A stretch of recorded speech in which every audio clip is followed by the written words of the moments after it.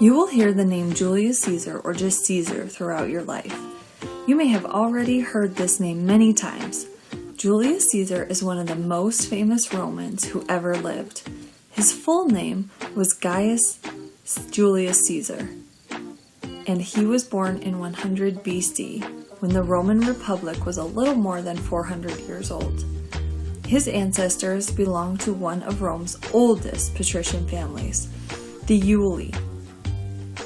Julius Caesar was a Roman consul and skilled general who won many battles and greatly expanded Rome's territory. We know a lot about him because of stories about his life and accomplishments have been written and also passed down orally throughout history.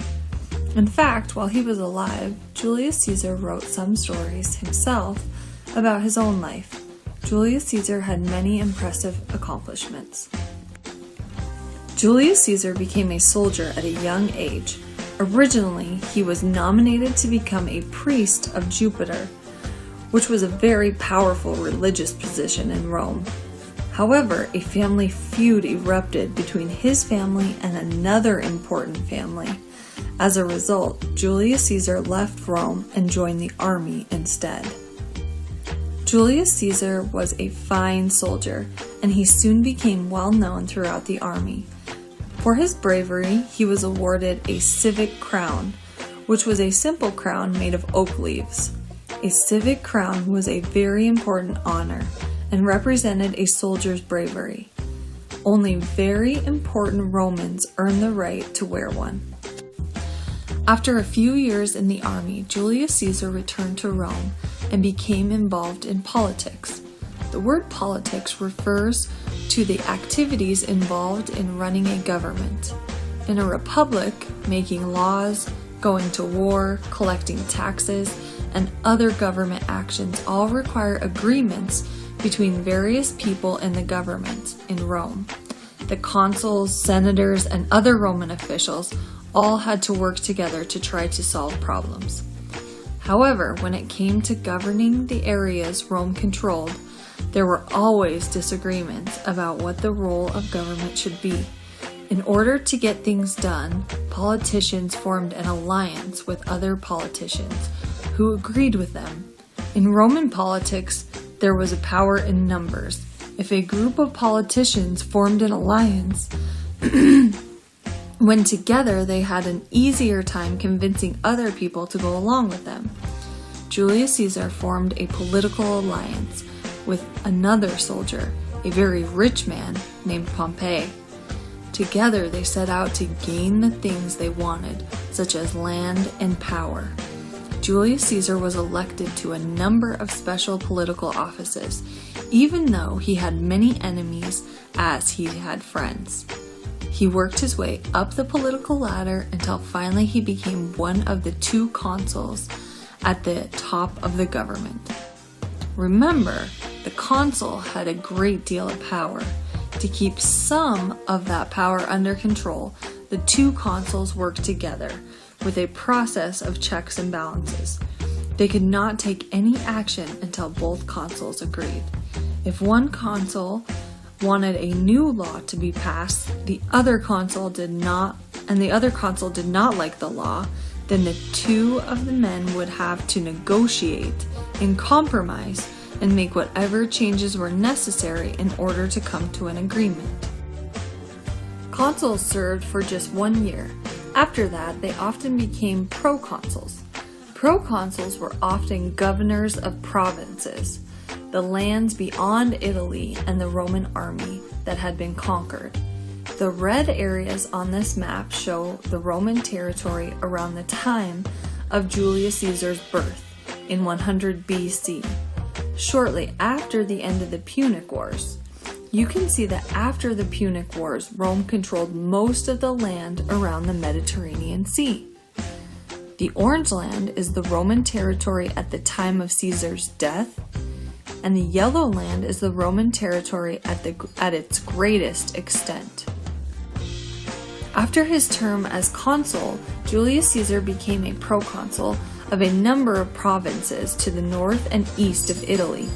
Julius Caesar was in charge of Rome's northern frontier. As proconsul, he had a number of Roman legions at his command and decided that his job was to use his armies to expand Roman territory farther to the north. In these northern provinces, the Romans built roads, towns, and temples. One of Caesar's job as proconsul was to protect Roman property in these areas. Julius Caesar decided it would be a good idea if he went out and conquered these lands for Rome.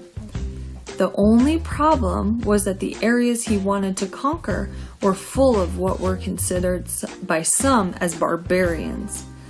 That is what many Romans called some people who didn't speak their language and who had a different culture than theirs. The Romans did not consider these people to be an advanced society because they did not have roads, aqueducts, massive marble arenas, or temples. The Romans considered these people to be uncultured. To someone accustomed to the sights and sounds of the vibrant city of Rome and all that Roman civilization had to offer, the homes and lifestyles of those outside of Rome had seemed to be crude or unpolished. To the common Roman mind, they would be doing these barbarians a favor by conquering them and forcing them to adopt the Roman ways and cultures.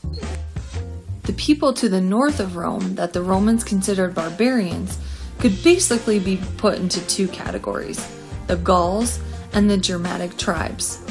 The Gauls lived in an area of present-day France, and the Germanic tribes were spread across a large area of Central and Northern Europe. Julius Caesar first turned his attention to the Gauls. He spent much of the next 10 years fighting to conquer and control Gaul. But it seemed there was always another Gallic or Germanic tribe ready to rise up and fight the Roman expansion. There were many Gallic tribes, each following its own king or chieftain and its own set of laws and customs. The Gauls' way of life was more sophisticated than the Romans expected. The Gallic tribes often traded and cooperated with each other. They had their own money, their own religion, and their own traditional stories, songs, and dances. The Gauls were excellent ironworkers or blacksmiths. They made impressive weapons and armor. More important, the Gauls were brave warriors. They knew how to fight well and sometimes outnumbered the Romans in some areas that the Romans wanted to conquer. At the time when Julius Caesar was given the province of Gaul as a proconsul, he needed money to make things happen and to become further recognized. He also needed to show that he was not someone to be pushed around by his enemies. He looked at Gaul as a wonderful opportunity, a massive area of land and people to conquer. He hoped that because they all answered to their own chieftain, that the Gauls would be easy to divide and conquer. Things went well for Julius Caesar at first. Soon, stories were reaching Rome of how the legions had fought and conquered their way throughout Gaul, destroying towns, taking slaves, and capturing valuable resources such as iron, silver, and excellent farmland. But as you will soon hear, not all the battles went smoothly for Julius Caesar.